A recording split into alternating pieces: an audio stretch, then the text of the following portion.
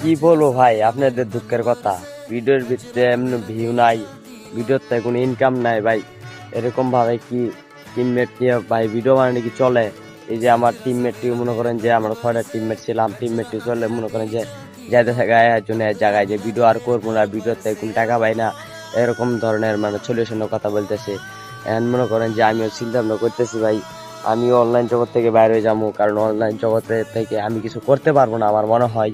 আমার ভিডিওর ভিতরে ভিউ নাই, মনে করেন যে ফলোয়ার বাড়ে না, 1-150 ফলোয়ার নাকি ভাই। এই মানে এই জেনারেশনে কি আমার মনে করেন যে ফ্যামিলি চালান যাবো বা আমি নিজে চলতে পারবো ভাই? এনের থেকে মনে করেন যে আপনারা আমাদের মানে প্রথম প্রথম খুব ভালোবাসা দিয়েছেন। মানে প্রথম ভিডিওতে ভিউ পড়তো 5,000, 10,000, 15,000, 20,000 পর্যন্ত ভিউ পড়তো। এখন তো মনে করেন যে কিছুদিন যাবত থেকে ভিডিওর ভিতরে 1K 2K ভিউ পড়ে না, অসম্ভব। তাহলে মনে করেন যে এইভাবে আমি কেমনি কি করবো? আপনারা বলেন যে আমি কি অনলাইন জগতে থাকবো না থাকবো না। আমি একটা নতুন কন্টেন্ট ক্রিয়েটর হিসেবে মানে আসতে চেয়েছিলাম ফেসবুক জগতে, যেহেতু আমার ভাগ্যে হয়তো আল্লাহ লেখে নাই, এই কারণে আমি এটা পারছি না। সবাই ভালো থাকবেন, সুস্থ থাকবেন, আল্লাহ হাফেজ।